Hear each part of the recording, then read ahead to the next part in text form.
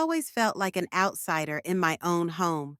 It wasn't a loud, obvious thing, no screaming, no open hatred, but in the small things, in the way my mother's eyes would pass over me like I was just another piece of furniture, in the way my father never bothered to ask about my day, and in the way my younger sister, Rhea, got all the love, attention, and warmth I could only dream of.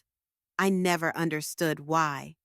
As a child, I thought maybe I had done something wrong. Maybe I wasn't as lovable as Rhea. Maybe I wasn't smart enough, pretty enough, or obedient enough. I tried everything, scoring top marks, helping around the house, pretending I didn't care when they forgot my birthday year after year. But nothing changed. No matter how hard I tried, I was always second, always a burden. Then on my 18th birthday, I found out the truth. It was an ordinary day, ordinary in the way my birthdays always were. No cake, no celebrations, no one even acknowledging it. Just another day in a house where I didn't belong. I had come home from school, exhausted from exams, when I noticed something strange. The house was too quiet. Normally, at this time, Rhea would be in the living room, laughing loudly as my mother pampered her. My father would be watching TV, barely noticing me as I walked past. But today, there was nothing. Then I heard voices, low, urgent whispers coming from my parents' bedroom, my mother and father. Their tones were sharp, almost fearful. "She can never know, Dev." My mother's voice was tight. "If she finds out, she won't." My father cut her off. "She's leaving for college soon. Once she's gone, it won't matter." I frowned, stepping closer, my heart pounding in my chest. "We had no choice," my mother continued. "We couldn't afford two kids back then. When that couple offered money," my breath caught in my throat. "I know, Maya, but if she ever finds out we sold her—" I stumbled back, my body turning cold. My mind refused to process what I had just heard. Sold her? They weren't talking about someone else. They were talking about me. I felt like the ground beneath me had disappeared. My hands shook as I backed away from the door, my vision blurry. I ran to my room, slamming the door shut behind me, locking it with trembling fingers. My heartbeat was so loud in my ears that I could barely think. Sold, like an object, a mistake. For years I had tried to understand why I was different, why they treated me like a stranger while Rhea was their perfect little princess. And now I finally knew. They didn't love me because I was never meant to be here. I collapsed onto my bed, my breaths coming in sharp, uneven gasps. The words kept echoing in my head. Sold her. Had no choice. That couple offered money. I needed to know more. With shaking hands, I grabbed my laptop and started searching. My birth name, Arohi Verma, felt foreign now, like a lie I had been forced to live. I searched government records, adoption lists, missing children cases, anything that could tell me who I really was. Hours passed, my fingers aching from typing, my eyes burning from staring at the screen. And then I found it, a news article from 18 years ago. Newborn baby girl sold for rupees 50,000. Parents missing. The words felt like a punch to my stomach. The article was brief. A couple had been caught trying to sell their newborn daughter. Before the police could arrest them, they had disappeared. The baby had been taken in by the state for a few years before being returned to a relative. My entire body went numb as I checked the date. The timeline matched perfectly. It was me. A shaky, bitter laugh escaped my lips. My whole life, I had felt like I didn't belong. Because I never did. They had sold me, and at some point, they had taken me back, not out of love, not out of regret, but because they had no choice. Maybe the authorities had forced them. Maybe their plans had fallen apart. Maybe the people who bought me had abandoned me. It didn't matter. What mattered was that I was never wanted. Something inside me shattered that night. The girl who had spent her life trying to earn her parents' love, the girl who had accepted their coldness, their indifference, died in that moment. And in her place, someone new was born. Someone who didn't care about love. Someone who didn't care about family. Someone who only wanted one thing: revenge. I stared at my reflection in the mirror, my face pale, my eyes empty. If they had treated me like nothing, I would show them what nothing felt like. If they had thrown me away, I would make sure they lost everything. They had stolen my life. Now I would destroy theirs. The next morning, I woke up with a strange sense of calm. It wasn't the calm of peace. It was the calm before a storm, the kind that settled deep in your bones before everything collapsed. I knew what I had to do. I wasn't going to scream at them. I wasn't going to beg them for answers. That version of me was dead. They had spent 18 years treating me like a mistake. Now I would make them regret it. But first, I needed to know everything. I spent the next few days pretending I didn't hear the truth, pretending I was the same girl who quietly accepted their indifference. But I was watching. I was listening. I was searching. At night, when they were asleep, I broke into my father's study. It wasn't hard. He never locked anything, never thought he had secrets worth hiding. I went through old files, bank statements, anything that could give me a clue about my past. And then, in the bottom drawer, hidden under piles of old documents, I found it, a birth certificate, but it wasn't mine. The name on it was Niyati Sharma. My breath caught. My hands shook as I flipped through more papers, hospital records, legal documents. Everything pointed to the same truth. I wasn't Arohi Verma. I was Niyati Sharma. I covered my mouth to stop the hysterical laugh threatening to escape. It was almost funny. For 18 years, I had lived a lie so complete that even my name wasn't real. But that wasn't the worst part. As I dug deeper, I found more documents, bank transactions, a signed agreement. It was all there, written in black and white. My parents had sold me to a rich couple, but something had gone wrong. The couple never finalized the adoption. Maybe they changed their minds. Maybe something scared them away. Whatever the reason, my parents had been forced to take me back, not out of love, out of necessity. That's why they hated me. I wasn't supposed to be here. I closed my eyes, gripping the papers so tightly that the edges cut into my fingers. I was nothing more than a failed transaction to them. My entire body was trembling, but I forced myself to think clearly. I had the truth now, but truth wasn't enough. I needed to make them pay. The first step of my plan was simple: make them believe I was still their stupid, clueless daughter. I started playing the role perfectly. I smiled more. I tried to join family conversations. I even started calling my mother Mom with warmth in my voice. It was disgusting, but I had to do it. And it worked. She softened just a little. My father started acknowledging me more. Even Rhea, my golden child of a sister, noticed. One evening, as I sat in the living room with them, pretending to be interested in their conversations, my father looked at me and said something he had never said before. "You've been different lately, Arohi. More present." I smiled, tilting my head innocently. "I guess I'm just trying to be a better daughter." My mother exchanged a glance with him, and I knew what they were thinking. Maybe, just maybe, I had finally given up on questioning my place in this family. They had no idea what was coming. My first real move happened a week later. It was a Sunday morning. My father was reading the newspaper, my mother was in the kitchen, and Rhea was glued to her phone.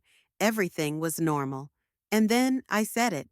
"Mom, Dad, I was thinking of finding a part-time job before college." My mother frowned. "Why?" I shrugged. I just thought it'd be nice to have my own money. My father barely looked up.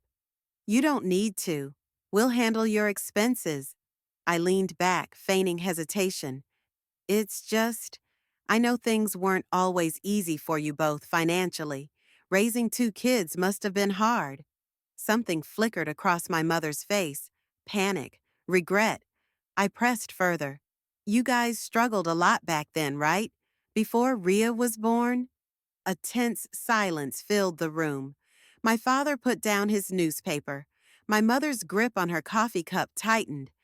You don't need to worry about that, my father said, his tone firm. That was a long time ago. I nodded, pretending to drop the subject. But I had seen it. The fear. They were terrified that I knew the truth. That night, I made my second move. I went to Ria's room. She was lying on her bed, scrolling through her phone, barely glancing at me when I entered. What do you want? She muttered. I hesitated, then sighed. I just, I wanted to talk. She finally looked up. About what? I sat on the edge of her bed, lowering my voice. About Mom and Dad. Have you ever felt like they treat me differently? Ria raised an eyebrow. Obviously. I blinked. You noticed? She snorted. Of course, I just never cared. Her words stung, but I kept my expression neutral. Why do you think they treat me that way? I asked. She shrugged. I don't know. Maybe you remind them of something they regret. Something they regret? I forced a smile. Maybe. But inside, I was shaking. Even Ria knew. Maybe she didn't know the full truth, but she knew enough to see I was unwanted. And she never questioned it. That night, as I lay in bed, I realized something. Ria wasn't innocent in all this. She had benefited from my pain. She had grown up basking in their love while I was left in the cold. And she never cared. My plan had started as revenge against my parents. But now, Ria was on my list too. I wasn't just going to destroy my parents. I was going to take everything from them, their money, their status, their perfect family image. And Ria, she would feel what it was like to be nothing, just like I had for 18 years. A month passed, and I continued playing my role perfectly. I smiled when they expected me to. I spoke softly, laughed at their jokes, and pretended to be grateful for the life they had given me. I was patient. I was careful, because revenge wasn't just about striking back. It was about making sure the pain lasted. I wanted them to trust me, to let their guard down, and then I would break them. The first real crack appeared one evening when my father came home looking stressed. My mother, always eager to please him, rushed to his side. What happened? She asked, her voice filled with concern. Work problems, he muttered, rubbing his temples. The company is struggling. If we don't secure this next deal, we could lose everything. Lose everything. I kept my face blank, but inside, my heart pounded with excitement. I needed to know more. That night, after everyone went to bed, I snuck into my father's study again. This time, I didn't just search his drawers. I opened his laptop. I guessed his password on the third try. Ria 1999. Of course, I scanned through his emails, his financial statements, and then I found exactly what I needed. His company was in deep debt. They had been hiding losses for years, covering them up with shady deals. If this next deal didn't go through, they would be bankrupt within months. I leaned back in the chair, my heart racing. This was my chance. I wasn't just going to ruin them emotionally. I was going to destroy them financially. The next day, I began phase one of my plan. It started with a single phone call. I had memorized the name of my father's business partner, Vikram Mehta. He was a wealthy investor, someone my father had been desperately trying to impress. I created a new email account using an anonymous name and sent him a message. Subject: confidential information about Verma Enterprises. I attached copies of the hidden financial records I had found on my father's laptop, documents that proved he had been falsifying profits, lying to investors. And then I waited. 3 days later, my father came home looking pale. "The deal is off," he told my mother. My heart pounded as I listened from the hallway. "What?" my mother gasped. "Why?" "I don't know," he snapped. "Vikram just pulled out. He didn't give a reason." I smirked to myself. He didn't know. But I did. I had just planted the first seed of their downfall. Over the next few weeks, I watched as my father became more desperate. He started drinking more, staying out late. His confidence, his arrogance, it was crumbling. And my mother? She was starting to panic. One evening, I found her in the kitchen, pacing back and forth. "What's wrong, Mom?" I asked sweetly. She hesitated, then sighed. "Your father is going through a difficult time." I tilted my head. "Because of the business?" She looked at me sharply. "How do you know about that?" I smiled. "I overheard you both talking. Is it bad?" Her lips pressed into a thin line. "It's nothing we can't handle." Liar. I wanted to push her more, but I knew better. Instead, I offered her something she couldn't resist. "Maybe I could help," I said innocently. "I mean, I'm going to college soon, but if you need me to take a job or—" "No," she snapped too quickly. And there it was. They didn't want my help. They didn't care about me contributing. They just didn't want me involved, because I was never really part of this family. I bit my lip, pretending to look hurt. "I just wanted to do something for you and Dad." She sighed, rubbing her forehead. "I appreciate it, Arohi, but it's not your responsibility." I nodded, lowering my gaze. "Okay." But inside, I was laughing, because soon it wouldn't just be their responsibility, it would be their nightmare. The next step was Rhea. She had always been their pride and joy, their golden girl. But I had learned something interesting about her recently. She had a secret, and I was going to use it. It started with a casual conversation. "Rhea," I said one afternoon, sitting on her bed, "do you ever feel like Mom and Dad put too much pressure on you?" She rolled her eyes. "Obviously, they expect me to be perfect all the time." I hesitated, then said, "What if you weren't?" She frowned. "What do you mean?" I shrugged. "I just mean, what if you made a mistake? Would they still love you the same?" She hesitated, and that's when I knew. She had done something bad. I just had to find out what. It took me less than a week to get the truth. One night, while she was asleep, I took her phone. She was careless, never using a strong password. It only took me a few tries to guess it. "Mom, Dad, love me." Pathetic. I opened her messages, scrolling through her conversations. And then I found it. A text thread with a contact named A. "A, you have to pay me more." "Rhea, I already gave you everything I had." "A, then find more, or I'll tell your parents what you did." "Rhea, I already gave you everything I had." "A, then find more, or I'll tell your parents what you did." "Rhea, please don't. I'll get the money." I stared at the screen, my pulse quickening. Rhea was being blackmailed. But for what? I scrolled up, searching for more details, and then I found the photos. My breath caught. Rhea at a club, clearly drunk. Her arms wrapped around some guy I didn't recognize, her dress slipping off her shoulders. And then a video. I clicked play. The shaky footage showed Rhea and a friend in a parking lot, getting into a car. But they weren't just getting in, they were stealing it. The timestamp was from 2 months ago. Rhea had stolen a car, and someone had caught her.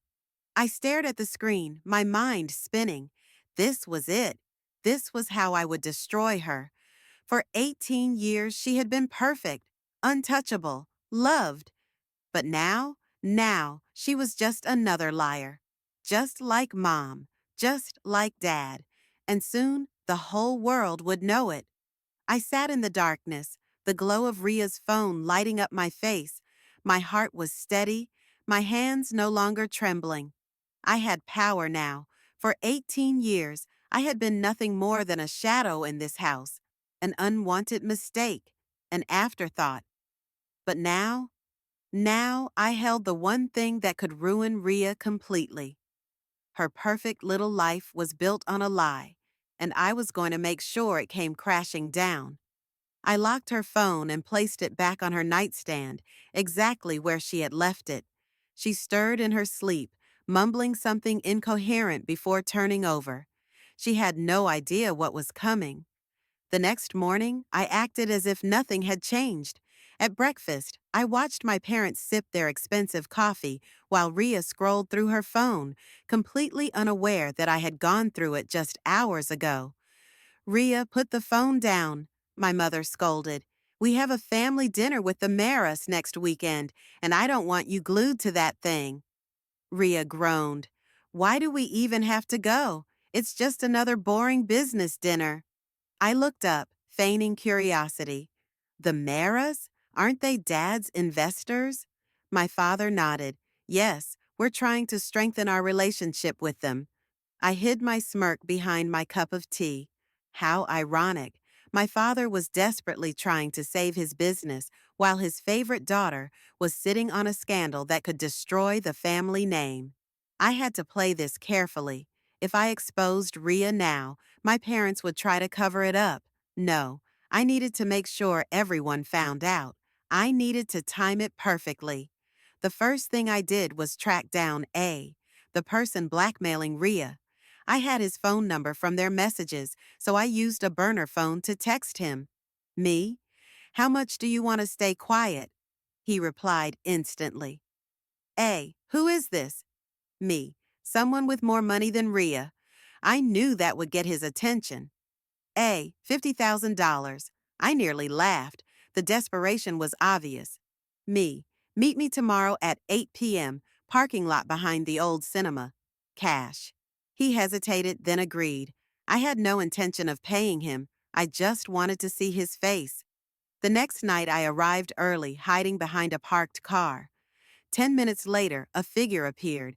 A guy in his early 20s, hood up, looking around nervously. So this was A. I stepped out, making sure to stay in the shadows. You're blackmailing the wrong person. He turned sharply, eyes narrowing. Who the hell are you? That doesn't matter. I took a slow step forward. But I do know you're in over your head. He scoffed. I have proof. The video, the photos. I know, I interrupted. And I know you're desperate for money. His jaw tightened.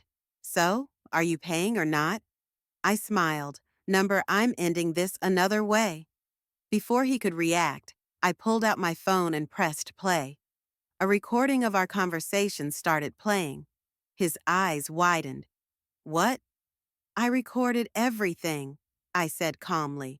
So now, if you ever try to blackmail Ria again, I'll send this to the police. You won't just be a blackmailer, you'll be an extortionist. His face paled. You wouldn't, I tilted my head. Are you willing to risk it? His hands clenched into fists, but I could see the fear in his eyes. He was trapped. After a long silence, he muttered, Fine. I'll delete everything. Good choice. I watched as he pulled out his phone and erased every file.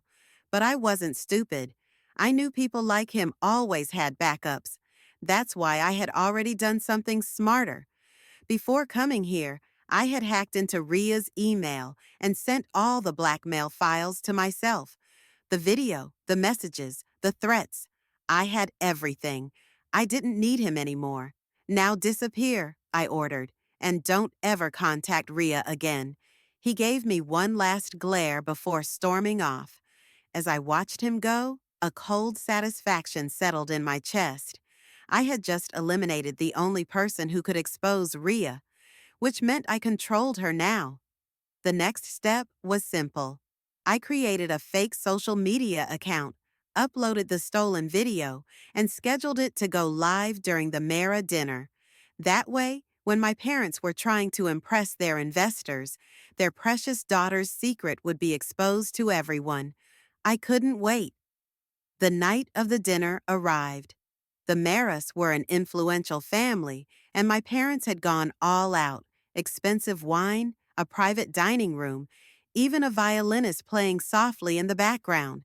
I played my part perfectly, smiling and laughing at the right moments. Ria, on the other hand, was miserable. I could tell she was distracted, checking her phone every few minutes. She was probably wondering why her blackmailer had suddenly disappeared.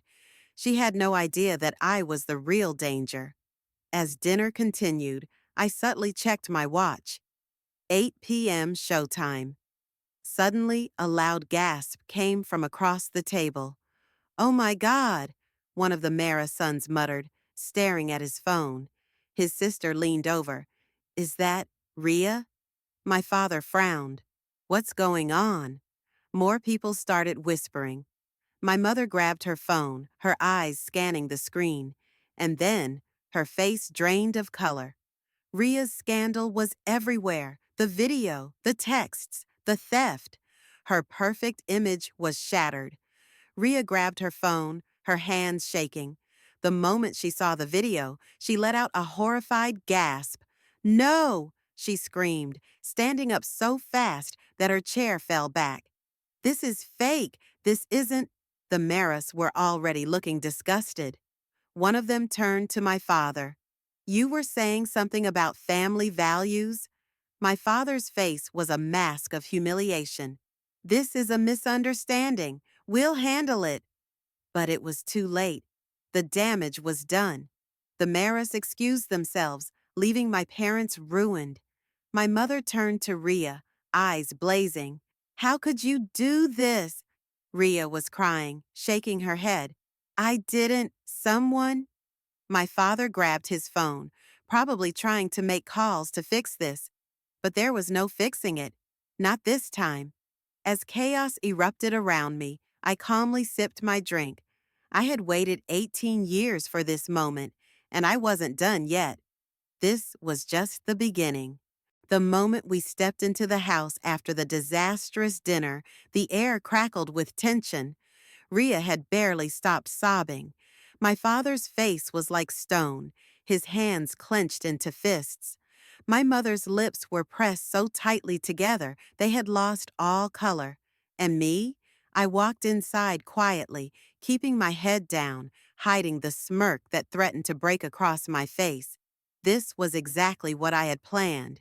The moment my parents locked the door behind them, my father exploded. "What the hell have you done, Ria?" His voice boomed through the house. Ria flinched, fresh tears running down her face. I, I, Dad, please, I can explain." "Explain?" My mother's voice was shrill. "There's nothing to explain. You've humiliated us in front of the Maras, your father's investors. Do you have any idea what this means?" Ria shook her head, her whole body trembling. "I didn't mean for this to happen. Someone must have—" My father cut her off. "Do you know how hard I've worked to build this family's reputation? And you threw it all away. For what? To get drunk and steal a car?" My mother grabbed her phone, frantically typing. "We need to get this video removed. Maybe we can call a lawyer, pay someone." But my father let out a bitter laugh. "Do you think this can be covered up? It's everywhere, Radhika. The Maras saw it. Our friends saw it. The entire city saw it." I watched silently as Ria sobbed, shaking her head. I, I didn't know anyone was recording. I, Shut up." My father's voice was sharp enough to slice through glass. And for the first time in my life, I saw something crack inside Ria. She had never been spoken to like this before. She had never been blamed, never been the disappointment. I had spent 18 years being the unwanted one, and now it was her turn. But I wasn't done yet. I wanted to completely destroy her. The next morning, the house was eerily silent. Rhea didn't come out of her room. My mother barely spoke. My father spent the entire day making calls, trying to fix the situation, but I knew there was nothing he could do. Once something was on the internet, it never truly disappeared, and now Rhea's perfect image was permanently stained. I decided it was time for phase two. That night, when my parents were asleep, I knocked on Rhea's door. She didn't answer. I knocked again, softer this time. Rhea, it's me. Silence. I slowly pushed the door open. She was sitting on her bed, her face buried in her knees, her phone lying beside her with dozens of unread messages. Her friends had abandoned her. Her world was falling apart. I stepped closer. Rhea, I know you don't want to talk to Mom and Dad right now, but I hesitated, letting my voice soften. I just wanted to check on you. She sniffled but didn't look at me. I know how it feels, I continued, to be the one they're disappointed in, to feel like no matter what you do, it'll never be enough. She looked up at me then, her eyes swollen and red. You don't understand, she whispered. I ruined everything. They'll never forgive me. I sat down beside her. Maybe not, but that just means you can stop trying to please them. She frowned. What do you mean? I sighed, looking down. All our lives we've been trying to make them happy, trying to be what they wanted us to be. But now you're free. She swallowed, her fingers trembling as she reached for her phone. I saw the hesitation in her eyes, the fear. She was broken, and that was exactly where I wanted her to be. Because once someone is broken, they're easier to control. The next few days, I made sure to stay close to Rhea. I listened to her when she cried. I comforted her when she felt alone. And slowly, I started planting the real seed. You don't have to fix this, you know, I told her one evening. She looked at me, confused. What do you mean? I sighed. Mom and Dad, they only care about the family's image, not you, not me, just how we make them look. She was silent. You think they're angry because you made a mistake? I continued. They're angry because you embarrassed them, because you ruined their perfect family act. Rhea swallowed hard. I I leaned in slightly. You don't owe them anything, Rhea. If anything, they owe us. Her eyes flickered with something I hadn't seen before. Doubt. She was starting to question them. I just had to push a little more. The final step came a few nights later. My father was in his study, drinking alone. My mother was on the phone, trying to salvage what was left of their reputation. And Rhea? She was standing in the hallway, watching them. They don't even care that I feel like my life is over, she muttered, her voice hollow. They only care about how it makes them look. I placed a hand on her shoulder. Then maybe it's time you stopped caring about them. She turned to look at me. What do you mean? I took a slow breath. I mean, maybe it's time we stop being their puppets. She frowned. How? I smiled slightly. By taking back control. Rhea swallowed. But how do I do that? I looked at her carefully, making sure she was ready for what I was about to say. By walking away from them, I whispered, by making them feel as powerless as they made us feel. She stiffened. They betrayed us first, Rhea. I pressed on. They sold me the moment I was born. They raised you as their perfect daughter, only to throw you away the second you made a mistake. Her hands curled into fists. I had planted the seed of doubt. Now all I had to do was wait, and when the time was right, I would make sure Rhea became my greatest weapon against them. A week had passed since Rhea's scandal exploded, and the house had turned into a war zone. My father barely spoke to Rhea. When he did, it was only to bark orders, telling her to stay out of sight, to stop embarrassing the family further.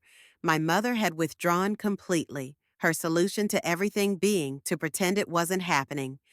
And Rhea, she was changing. At first, she had been broken, curled up in bed, crying over the loss of her perfect life. But now, something new had settled inside her. Anger, it started small. She ignored my father when he ordered her around. She snapped at my mother when she tried to guilt trip her into apologizing. And then one day, as we sat in her room, she looked at me and whispered, "You were right." I raised an eyebrow. "About what?" She exhaled shakily. "About them.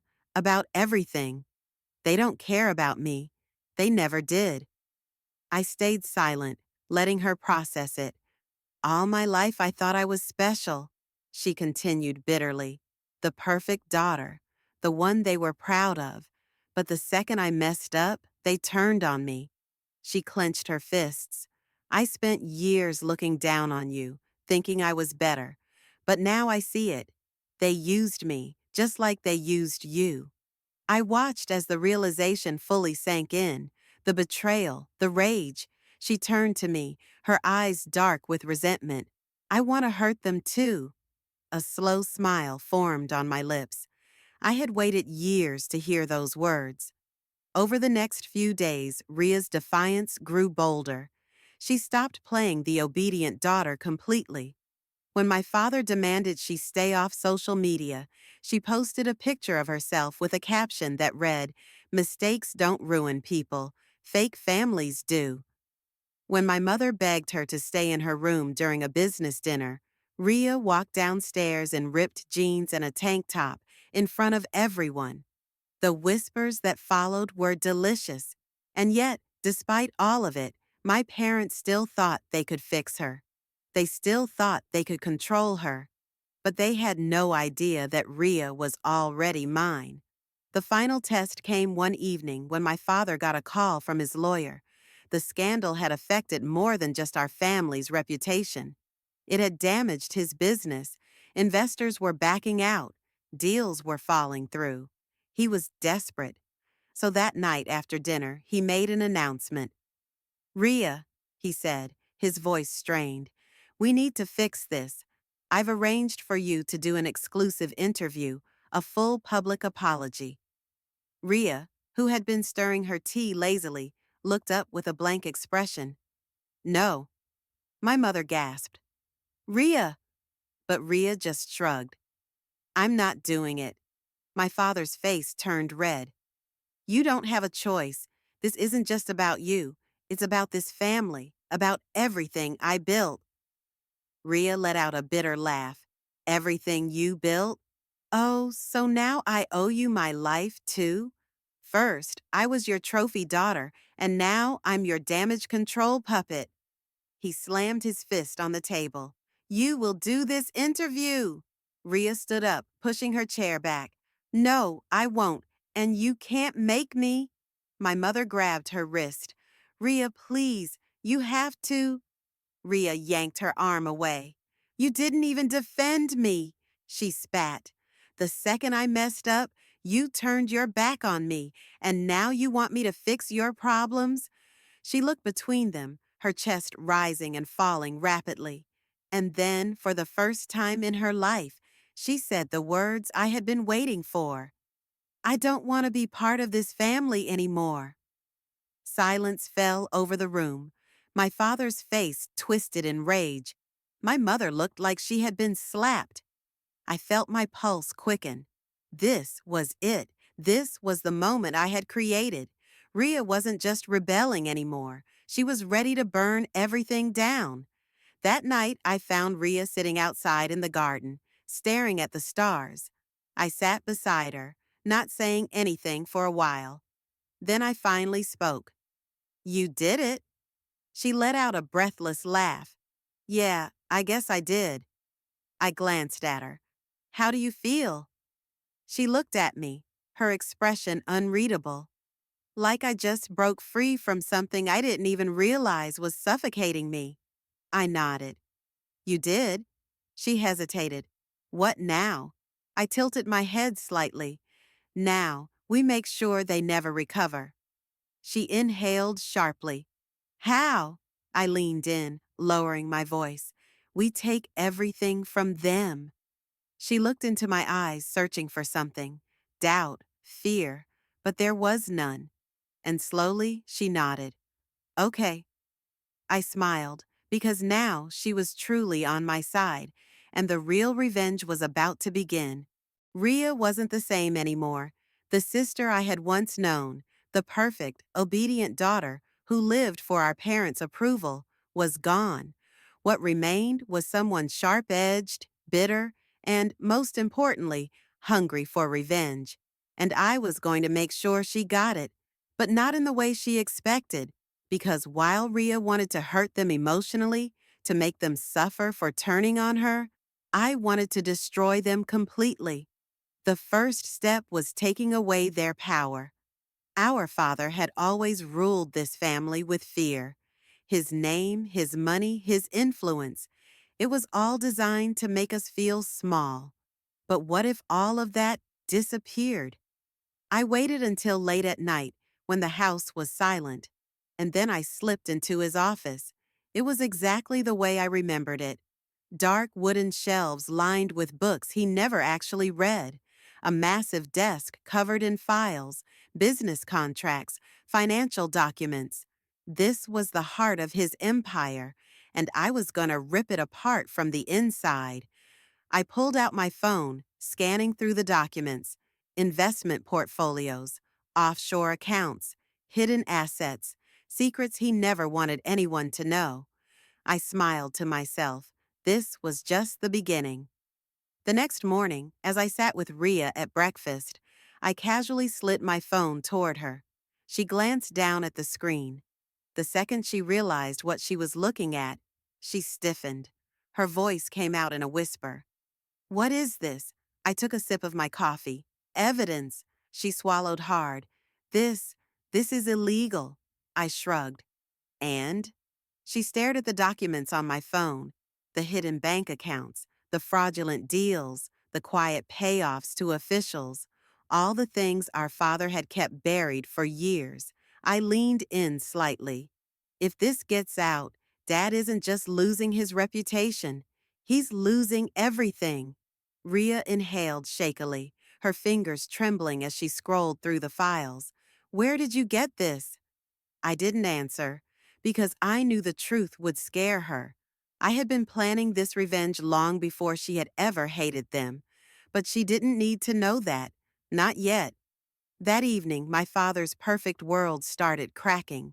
It began with whispers, rumors circulating about financial irregularities in his company. Then came the news reports, anonymous tips exposing shady business deals, unpaid taxes, insider trading. My father lost his mind. He paced the living room, barking orders on the phone, screaming at his assistants. My mother hovered beside him, her face pale with fear. I sat on the couch, watching calmly. Rhea sat next to me, gripping the edge of her seat. And then, finally, my father snapped. He turned toward Rhea, eyes blazing. Is this you? She flinched. What? He pointed a shaking finger at her. Did you leak this? Rhea's breath hitched. I felt a thrill run through me.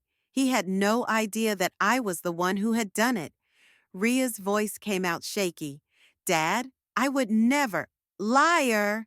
His voice thundered through the room. Ever since that scandal, ever since you embarrassed this family, everything has been falling apart. My mother grabbed his arm. Please, calm down. He yanked his arm away, his face twisting in pure hatred. Do you have any idea what you've done to me? To my company? Rhea's eyes welled up. Dad, Shut up! And then he said something that even I hadn't expected. Something that changed everything. You were never my real daughter anyway. Silence. A suffocating, shocking silence. I felt Rhea go still beside me. What? Her voice was barely a whisper. He laughed bitterly. Did you really think I wanted you? You were just a way to make our family look good. A perfect daughter, a golden child, a shield for my reputation. Ria's hands trembled. You don't mean that? He scoffed. Oh, I do. He pointed at me. She was the mistake, but you were a business decision.